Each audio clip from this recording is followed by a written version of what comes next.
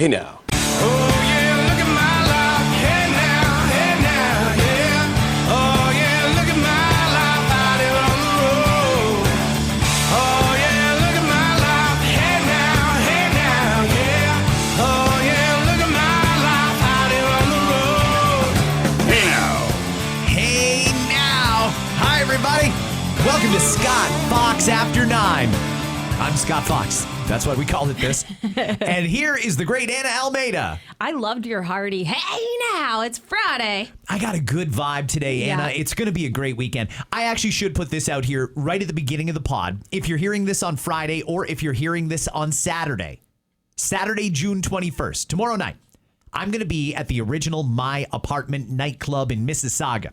This is a club that I was at for years on Saturday nights. It was myself and a bunch of DJs over the years. Bobby K and DJ Danny D was in for a bit, Stevie P, the whole 9 yards.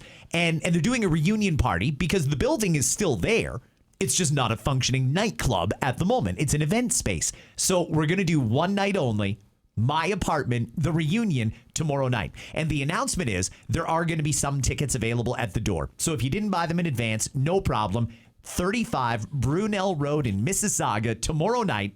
I'm doing a rare public appearance, Anna, and I don't do many of those anymore. No, and I feel like it's just a nice blast from the past because I went to your club nights back in the day when clubs were still a hot, big thing, and this is going to be so much fun. Yeah. And for some people who are going to make it out tomorrow night, that's where they potentially could have met their partner or they had some of the best nights of their lives, you know? True story. When I announced that we were doing this, it was an old co-host of mine, Ashley Greco, texted me right away. Oh my God, My Apartment. She met her husband there. See? And Ashley was supposed to be there tomorrow night. She was going to come down from Ottawa. She's got great things going on in Ottawa with a new morning show. She's on a country station. She's doing great. She was going to come down, but then work got in the way. Life got in the way. So she's not going to be able to make it. So that's 2 more tickets that are available for tomorrow night. But then I think, people met their partners there, or whatever their love story or the memories. But now people who have never been to My Apartment who are going out tomorrow night or Saturday, if you're listening to today, they're going to be making new memories. That's so cool. I think so too. Yeah. I also like that it's going to be an older crowd. Me too. People in their 30s and 40s and even 50s are going to this because, hey, there's not a lot of clubs that older folks like to go to. Yeah, no doubt. Because I try to go out there and I'm like, oh, am I these kids' mother when I'm, in the club or the bars now with these 20-somethings. So I'm happy about this. This is my vibe. It's the old school flirting. It's my vibe. We're not doing this new school nonsense. Old school flirting. You got to talk to somebody tomorrow night. I wonder if there's any singles going. I wonder if anybody's looking to hook up tomorrow. That used to be the way things went on a Saturday. Yes, I love the bar for that reason. You'd go, wow, you wear your best outfits, not just jeans. It was like stilettos. I have my best shoes. I couldn't walk at the end of the night, but I danced my heart out listening to my favorite DJ and my favorite radio host, you. And so, thank you. No, and it is just those memories being built. So, yeah, if you're single, I'll be there to mingle. Tomorrow night, My Apartment, 35 Brunel Road in Mississauga. It's going to be fun. All right, Anna, it's a listener DM episode, and I'm going to sprinkle in a couple of stories too, but we're going to keep this one lighter. Great. In front of me right now, I don't even know if I should do it. I've got Doug Ford and I've got Mark Carney. Do it, because a couple of these DMs are actually about those two. Okay, I'll save it till we get to those DMs then. Yeah, perfect. So I'm going to fit some stuff in, but we'll also do some fun stories as well. Let's keep it cash. Let's keep it chill. It's Friday. It's summertime. Let's go. All right, so we're going to start off a little heavy, just to get it out of the way. So this one's from Rob. Scott, buddy, what are we doing here? You can't possibly be truthfully thinking Carney is any better than Trudeau was. Everything they promised has been exposed as a lie. 0 houses built, 0 shrinking of immigration. It's actually ballooned. 0 done against crime, 0 done towards inflation and food prices, 0 done towards tariffs, other than hiding that they dropped ours against the U.S. on all but food for the most part, and 0 done about relieving his conflicts of interest and assets, revealing. We also have already leaked the info that is deal we keep being promised that is going to screw Canada over with precious minerals. Oh, the deal with the Americans. Yeah, so we know Carney has zero interest in pipelines. We know that they are trying to take away our privacy hiding items inside bills. He's doing the same thing Trudeau did, except worse. Trudeau used to just call us conservative scum of the earth outright. This guy just smiles and lies to our face and then turns around and does whatever he wants to. Anyways, that's from Rob to you, Scott. Okay, Rob, thank you. There's a lot there. It's weird because anytime we have an election, the newly elected government goes through a honeymoon period. Everybody gets a little bounce after they're shortly after they're elected. That's the phase that Mark Carney is in right now. Mark Carney is winning over people. I think the last approval rating I saw was like 60% or higher. That's much more than even voted for him in the election. That means for the most part, 6 out of 10 people on average are supportive of what Mark Carney is doing so far. Hear me out. Rob wants me to crap all over Mark Carney. People seem to like him. And I'll tell you why, though. I'll tell you why. Because everything Rob said is true. 0 new houses built. Major, major, major red flags with some of this legislation that he's proposing. In fact, last night on the At Issue panel on CBC's The National, they do At Issue on Thursday nights. It's Althea Raj, Chantal Hébert, and Andrew Coyne. Throughout the election, they could do nothing but praise Mark Carney and how great he is. They've turned on him. Ooh. Even they're trying to call out some of the nonsense that Carney has exposed in these bills that he has put forward in front of Parliament, and he's trying to ram them through. I get all of that. But I think the only reason Mark Carney is doing as well as he is right now, and I'll acknowledge he's popular. There's not a lot of people that hate what Carney himself is doing. The reason is because he's not Justin Trudeau. When Carney goes in to give a speech, he's a lot more professional. He's a lot more measured. So far, in most scenarios, he goes further in answering questions than Trudeau ever did. I think for the most part, people like having an adult in the room. I think for the most part, people like what Carney is doing. Now, the legislation, big red flag. Houses, no, they're not building them. Crime, out of control. Pipelines, nothing.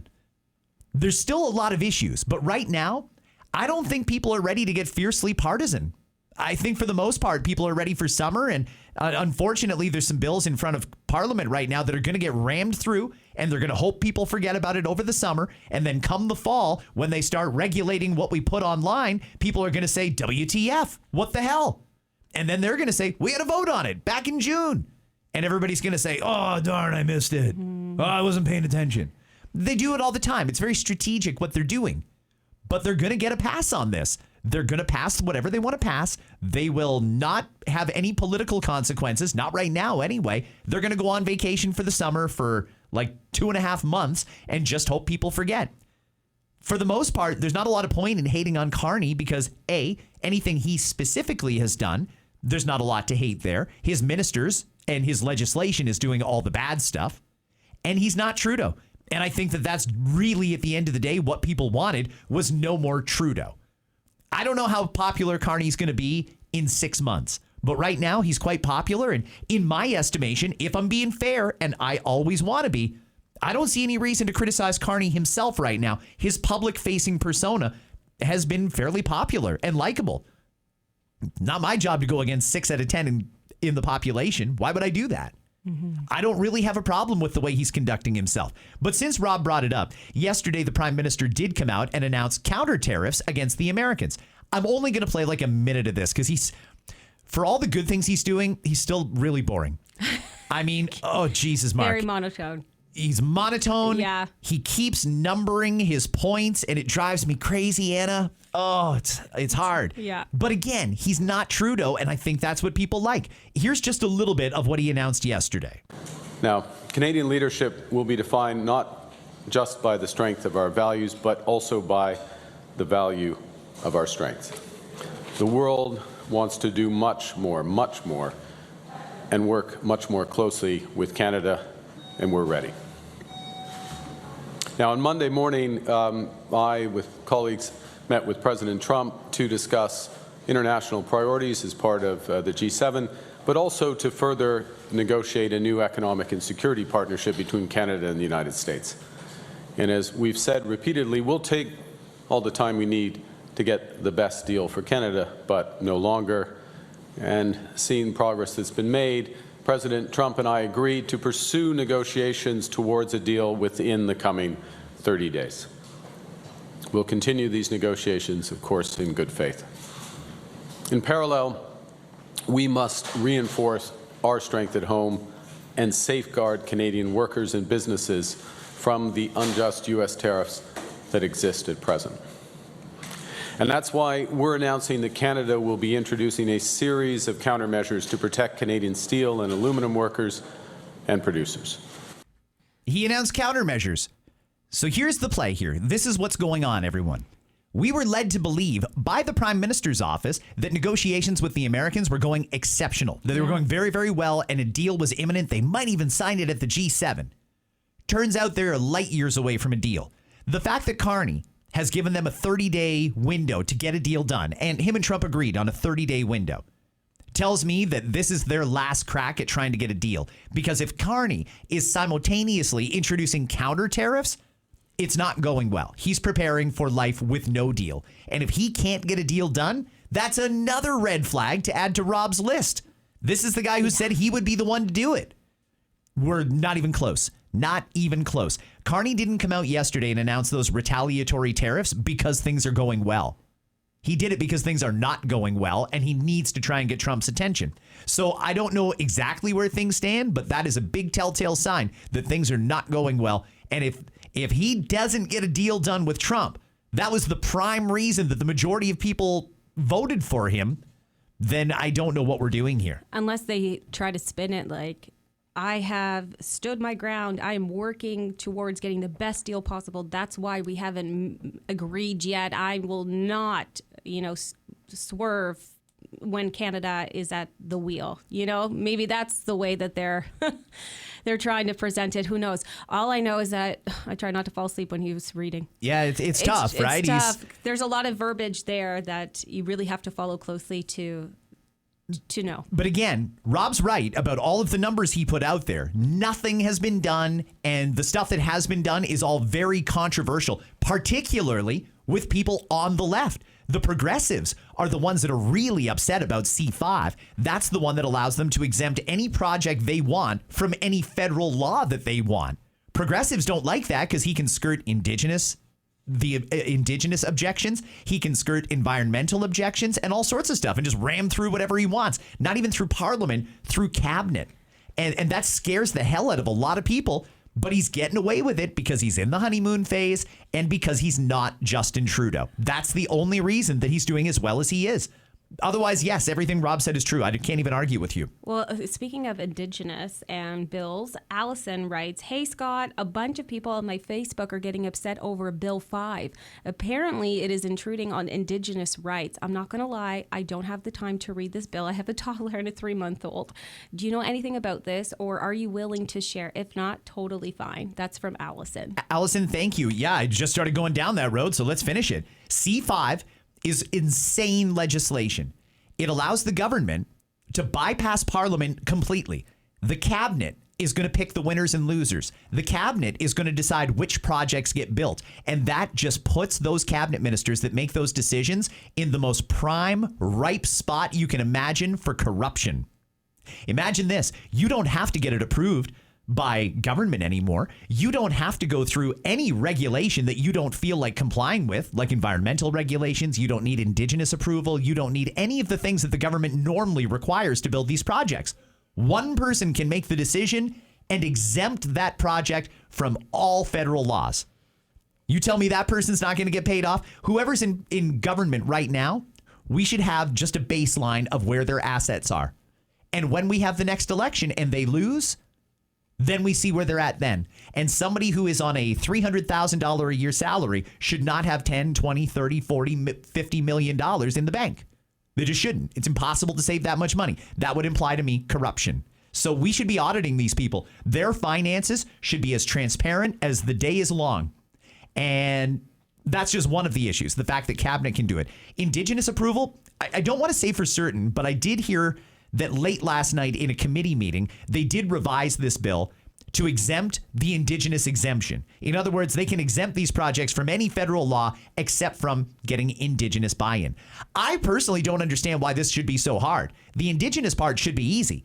We should be able to go to our indigenous partners and say to them, hey, listen, we want to build a pipeline. Totally understand if you guys don't like the idea of a pipeline, but here's what's in it for you.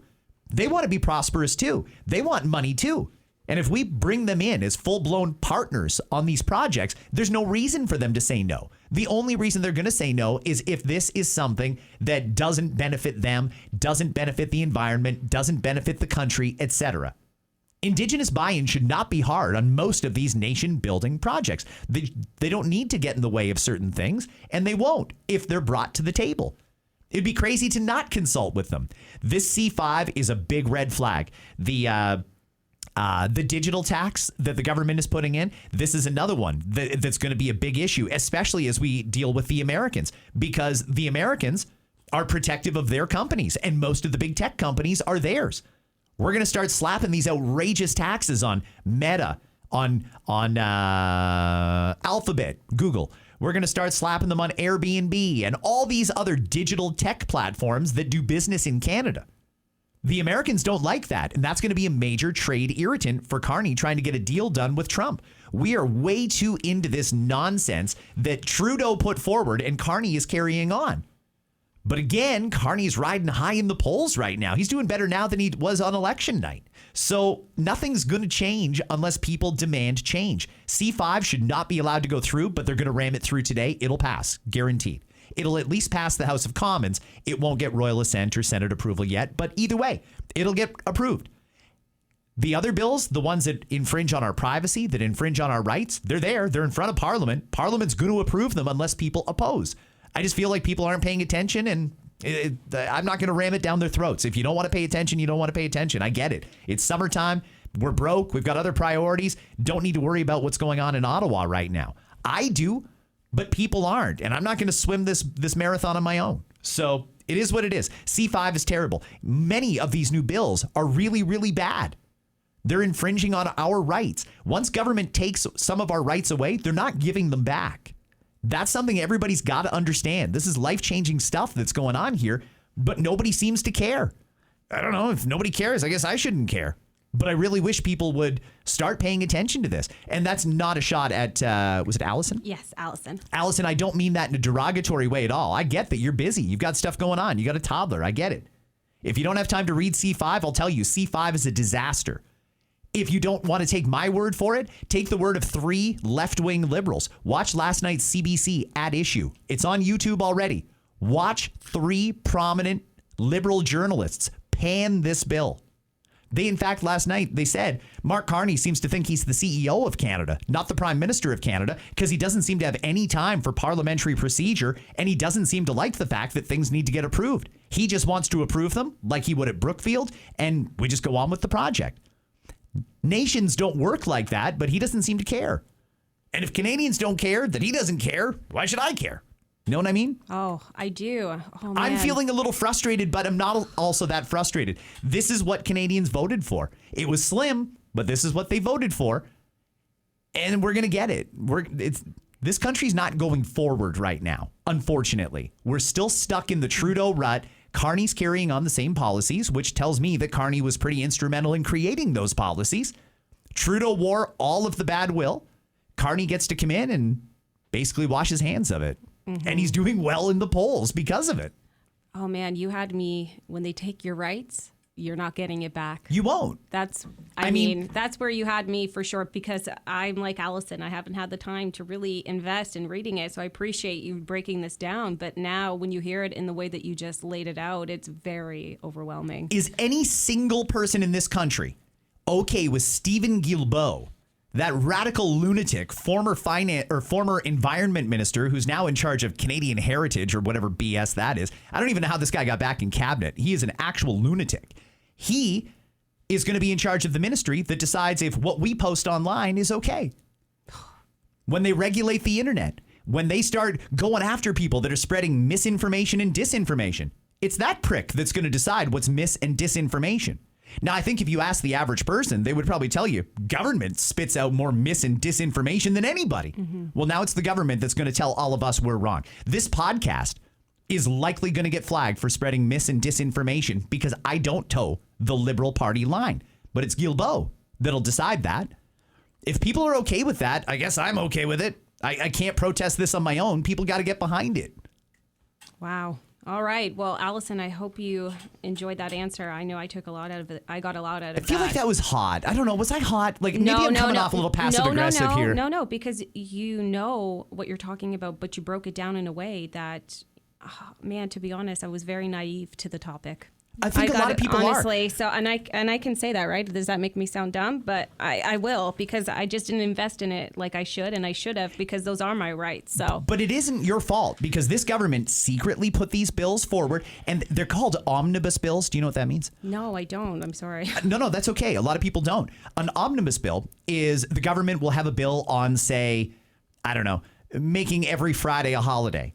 But in that, they'll stash all kinds of other little things that are also laws, and they'll be approved when the bill is approved, but they have nothing to do with making Fridays holidays.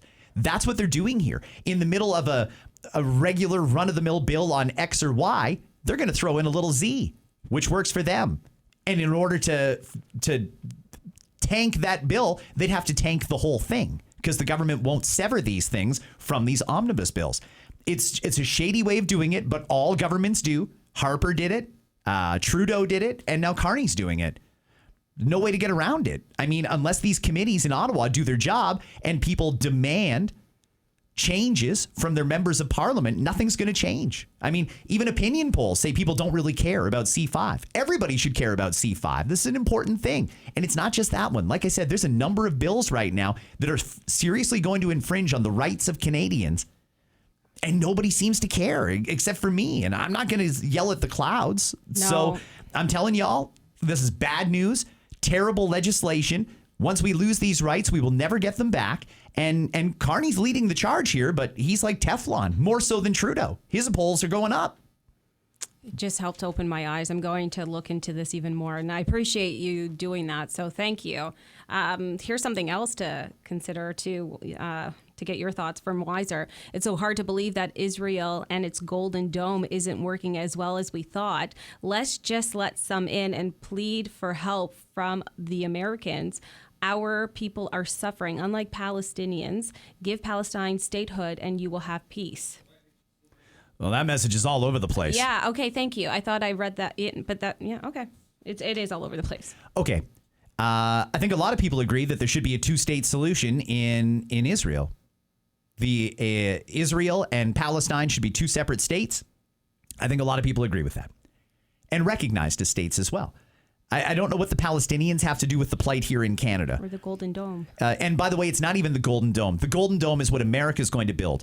Iron Dome is what Israel has. And Iron Dome, I think, has been incredibly effective. Yeah, some missiles got through. The Iranians took out an Israeli hospital yesterday. Hundreds of people hurt and killed. Terrible. You know, I don't think anybody should attack hospitals, but I distinctly remember there was an explosion at a hospital in Palestine, and people were losing their minds that the Israelis could possibly bomb a hospital. Those same people that were critical of Israel for doing that, or allegedly doing that, aren't saying a word about the fact that Iran just bombed an Israeli hospital. I don't understand the hypocrisy, but that's what it is. Verbatim, that is hypocrisy. And the Iron Dome, yeah, I mean, it does shoot down most, but not all. Okay, fine, we know. I guess we should know that if we get involved with the Golden Dome in North America. It's not perfect, but it is doing a good job at protecting the Israeli people. I don't really fully understand the point of the rest of the DM, though. I know if you give Palestinian a state, then you will have peace. So I don't know that we will, though. I mean, we've been talking about a two-state solution for a very, very, very long time. And while it hasn't happened yet, there's also no indication that there's going to be peace. To me, peace begins when every country is prosperous and allowed to thrive, and when the terrorists are gone.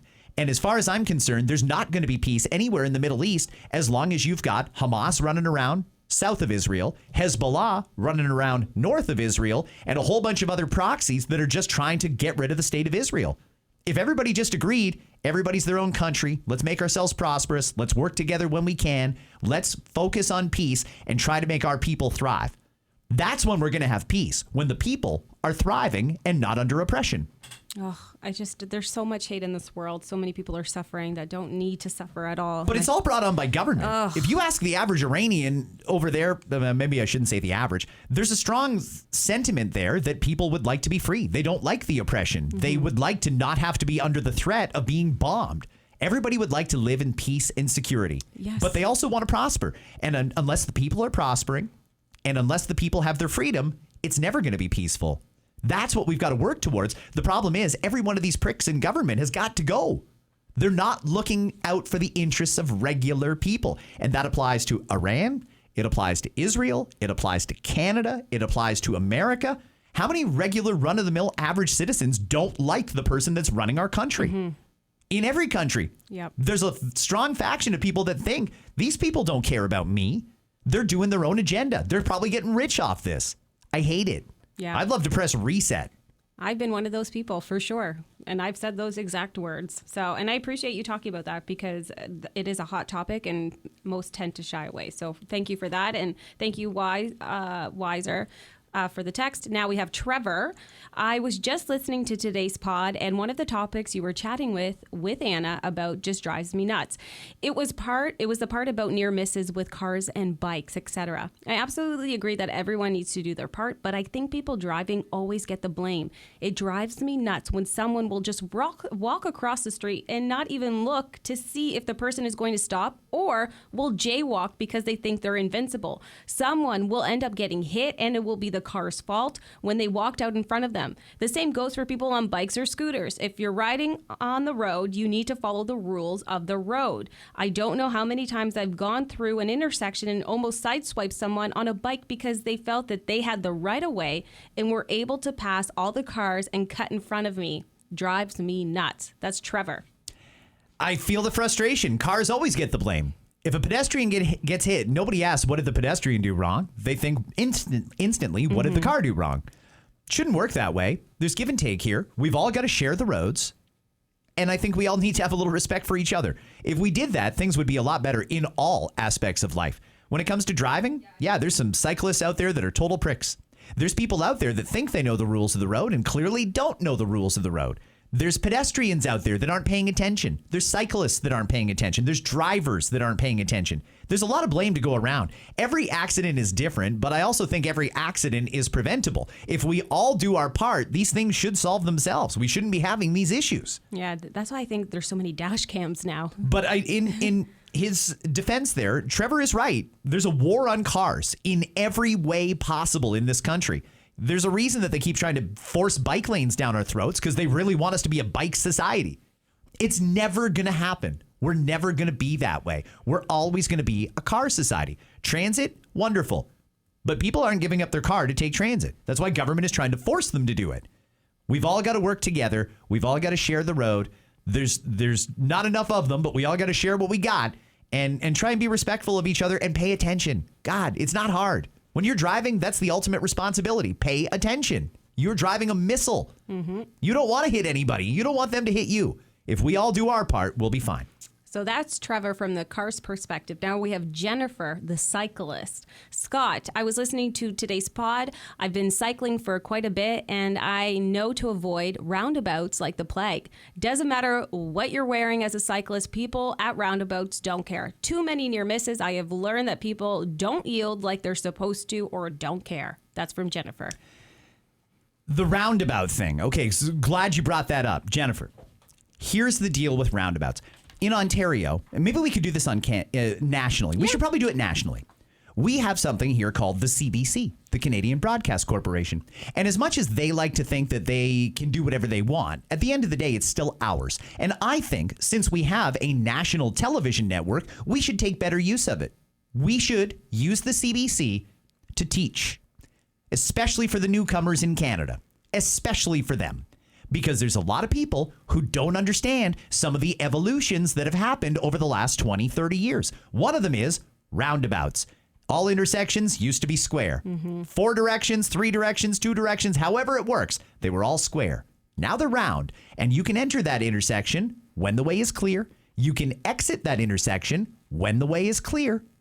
But there's no lights, there's no signs, there's nothing telling you when to go and when to stop. You just fit in and go with the flow of traffic. In theory, it should work. But the problem is most people don't understand that. They're not even sure which lane they should be driving in the roundabout, let alone where they're going when they get there. They get all confused and have this Jesus take the wheel moment. Like, maybe God will get me where I'm going. Say your prayers. We need smart people to design educational programming that average people can watch and learn. I.e., hey, not sure how a roundabout works? Let us show you start to finish in 20 minutes how to use a roundabout. Watch this Saturday night at 8 o'clock on CBC. Now, the CBC is not going to go for that because, like I said, they feel like they're entitled to their multi-billion-dollar budget, and they don't think that they should have to be subjected to that sort of stuff. They should. We should use it as it is. It's our national broadcaster. Let's start using it for the people instead of letting them just espouse their radical views all over the rest of the country. Use it, teach people. Roundabouts is a good one. Food safety, another good one.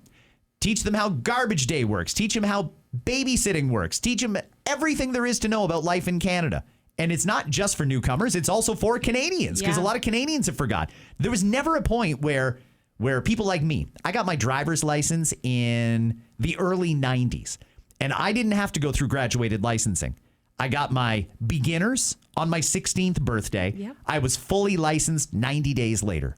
Wow. And there's no calling me back. They can't come to me now and say, hey, we're going to pull your license unless you do a driver's ed. Things have changed since I got my license, aka the roundabouts. And myself and anybody older than me probably wasn't used to roundabouts. It certainly wasn't in our driver's program. So maybe there should be a re-education. I don't think there's anything wrong with creating this programming and putting it out there for Canadians. That's the kind of service that we expect from our government. But they don't care. They're too focused on other things. It's ridiculous. It would be really beneficial, though. Seriously. I'm here for it. Especially, I have older aunts and uncles, and the roundabouts scare them. But I'm like, stick to the outsides, out, you know? That's how I say it. I mean, you stick to the outside if you're exiting at the next exit. That's Otherwise, what I'm you should saying. move to the inside. Yeah. And people don't understand that. Throw a bike in there? Oh my God. gosh. It's amazing more people don't get hurt. Yeah. Amazing that doesn't happen. If I were a pedestrian, not a hope in hell would I cross at a crosswalk. I'd rather go down 100 meters and jaywalk than try and walk through a roundabout. Yeah. They're insane because we didn't teach people how to use them. And we could do it, but nobody has the will to do it. It's nuts. And it's so dark. And when you're trying to crosswalk too, and it's dark, it's hard to see them. Anyways, that's a different story. But good point. I love that theory, that idea, I should say.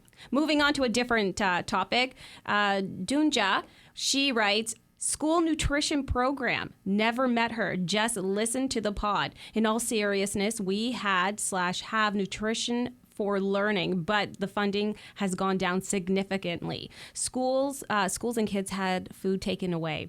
So we've had to raise money for the program through fundraising. My school is a very low income school with the majority of our students being newcomers. We welcome them, and now they're starving and kids have no food over the weekends. Our school provides meals for some kids to bring home for the weekend.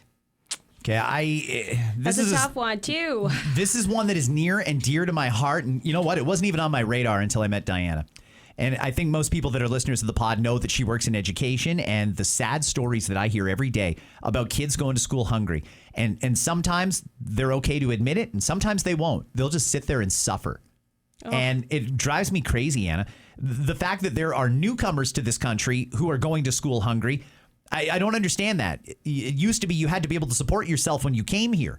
If you can't, then there's a big problem with the system. As far as the school nutrition program is concerned, this is another thing that falls back on Justin Trudeau. He made all these pie-in-the-sky, wild promises, never with any plan to follow through. You mean to tell me there's nutrition programs out there that are actually getting less funding when we're supposed to have a national school nutrition program? Yeah. It's insane. There's a number of good community organizations out there that are supplying schools with fruit and granola bars and stuff like that. And schools are doing their best to make it work with what limited food they're given. And sometimes they do send a bag of groceries home with a kid because they know that if they don't do that, that kid's not eating again until Monday. These are kids that are living in homes with drug-addicted parents that don't even care about their kids. Oh, it's so heartbreaking. And especially, Some of them are. Yeah, but teachers are so busy as it is. It's so hard, for them to have to watch intently to realize that maybe one child compared to the others just aren't getting the nutrition that they need, We have a school nutrition program, apparently. I don't know where it is or why it's not funded or why this isn't a priority, but it's par for the course with this government, right? I mean, they said, we're going to create $10 a day childcare. Where is it? What's going on? Where is this damn $10 a day childcare program? Where the hell is it? No follow through. We have a school nutrition program. The government brags about it in Ottawa. Where is it? Where is it? They don't follow through. They do these announcements. They get everybody happy. Everybody can stop clutching their pearls and sleep well at night knowing we've got a government in Ottawa that cares about us.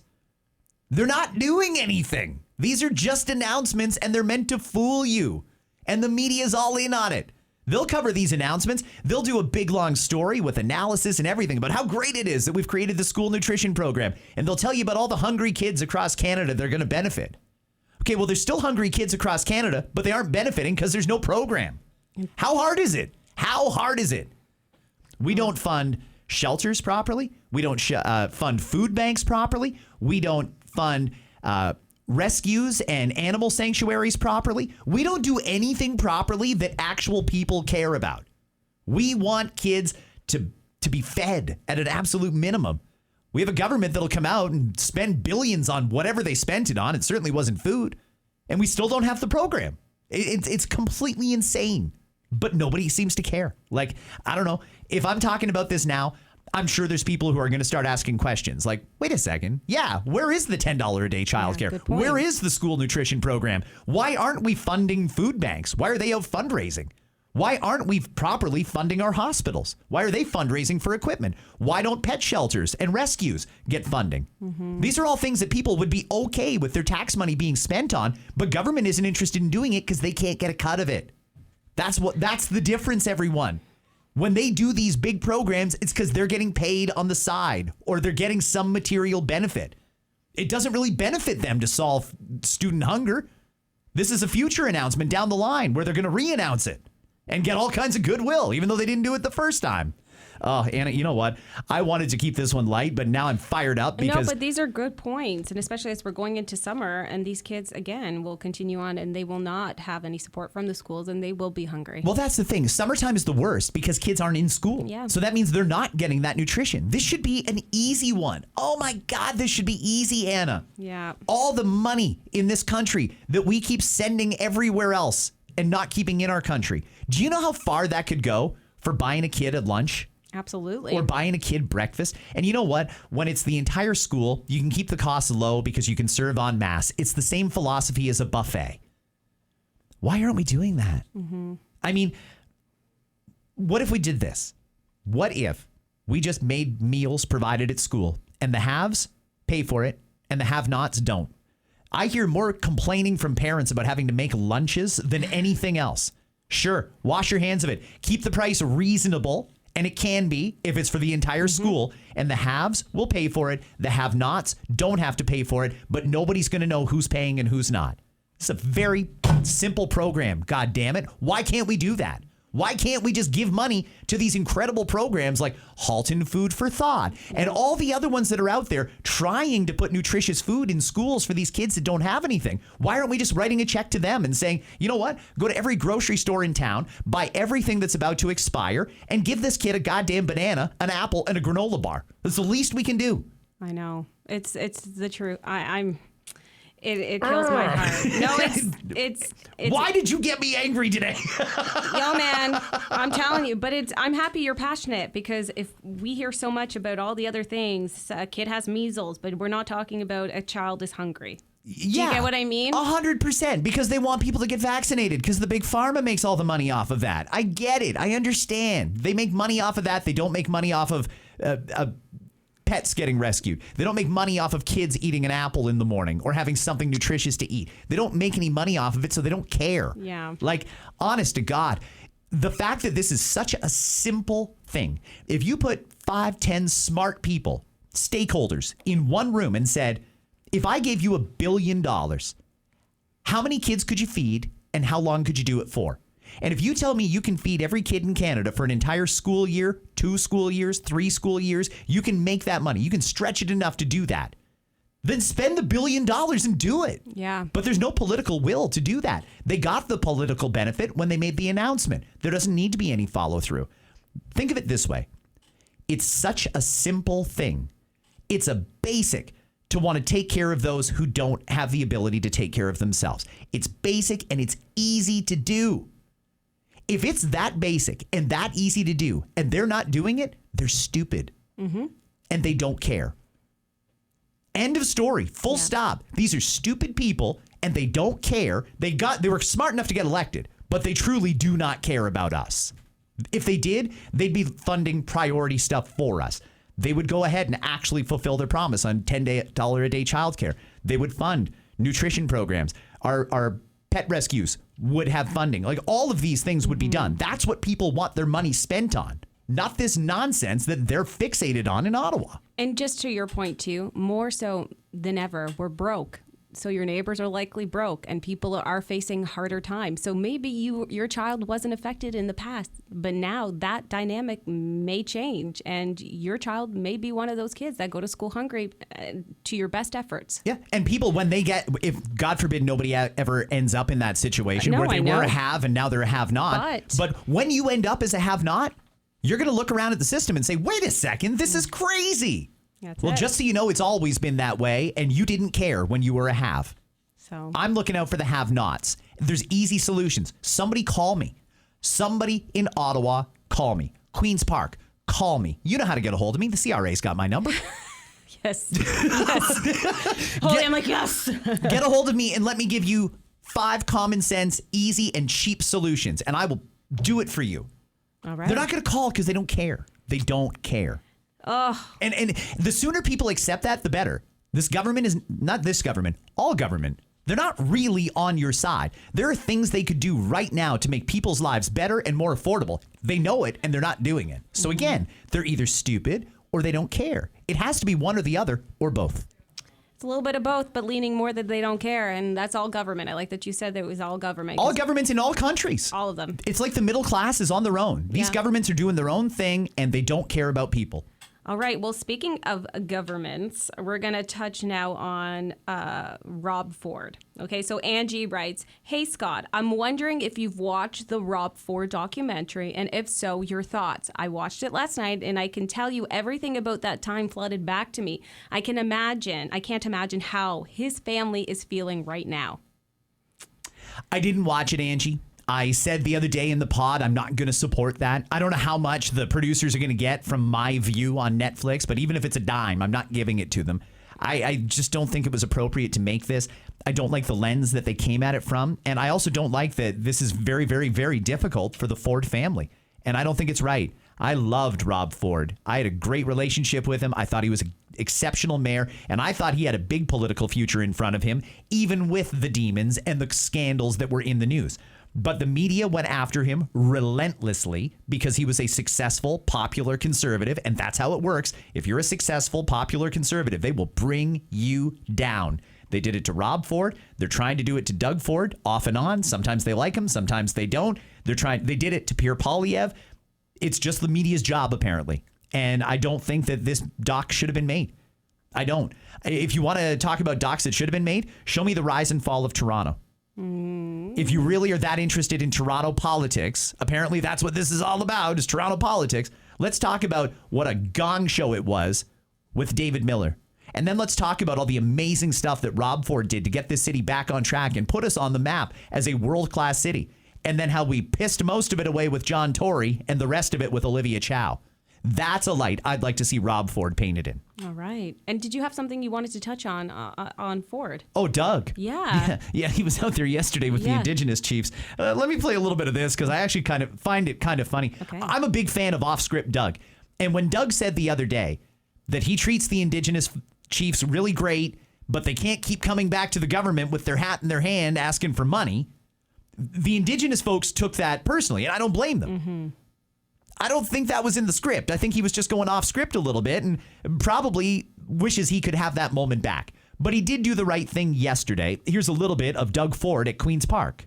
And what I said when I went in there, and I'm sincere about this, when I go out, and yesterday, I get pretty passionate. And I just want to say I sincerely apologize for my words, not only if it hurt all the chiefs in that room, but all First Nations. Because we know that if we work together, and I said during the campaign, nothing moves without First Nations consultation, respecting duty to consult, and make sure that we work together. And I get passionate because I want prosperity for their communities. I want prosperity for their children and their grandchildren.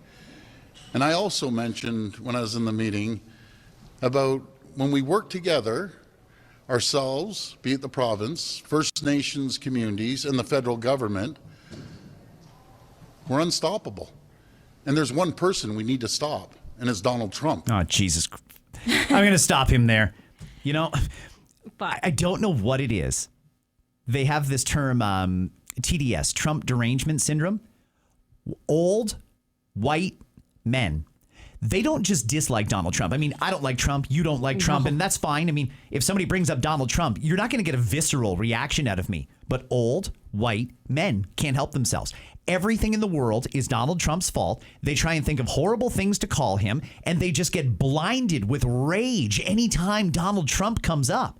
I don't understand why. Doug's got it here too, and it's nuts. I'm seeing respected journalists that are losing their minds every time Donald Trump comes up. Let it go. Let it go. Yeah, the guy's a prick. What he's doing is awful. He's probably going to cause World War III. God, I hope he doesn't, but he might. You know, like, we've all got our issues with Donald Trump, but I mean, Jesus, some people get so outraged. makes It's me nuts. wonder, did he go off script when he started saying that? Well, Do you know what I mean? I'm not even going to play the rest No. of it because I don't need to hear another rant from Doug Ford about Donald fucking Trump. I mean, I get it. You don't like the guy. Big deal. A lot of people don't like the guy. Let's talk about here. Let's talk about issues. Get Donald Trump's name out of your mouth, Doug. Enough. When it comes to the indigenous people, I kind of understand where he's coming from. I do. The point of what he was saying, and I don't want to put words in his mouth, but the way I interpreted his original comments that got the media all fired up, they were ready to pounce on him, Anna. They were ready to rip Doug Ford a new a-hole because of what he said, coming with your hat in your hand.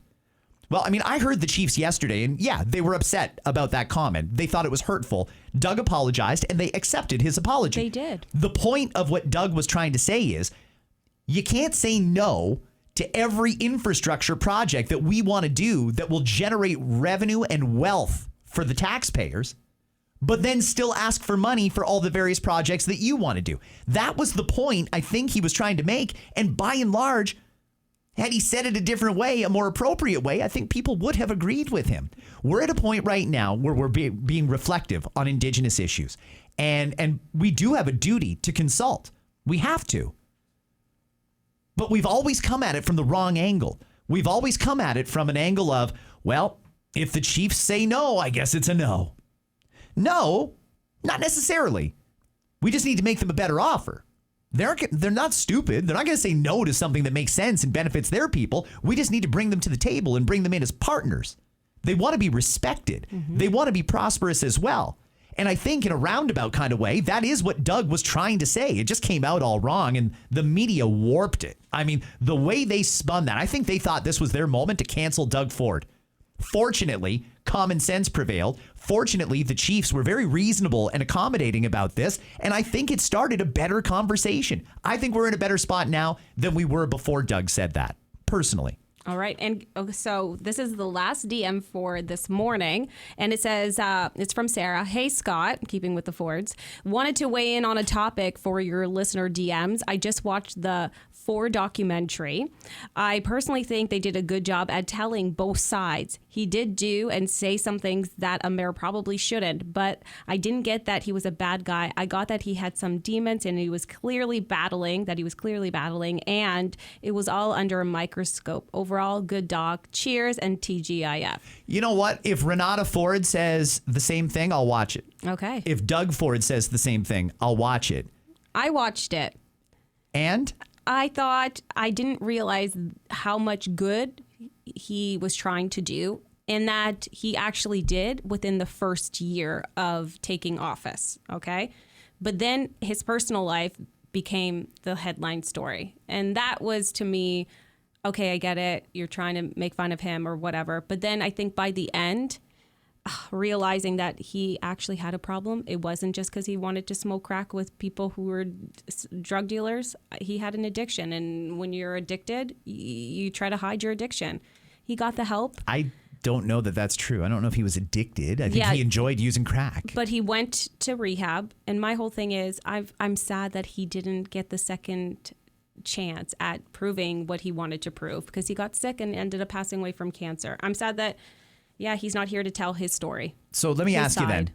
They talked about how great he was for the first year, and then the scandals started to break and the demons started to become public, and then they focused on that, right?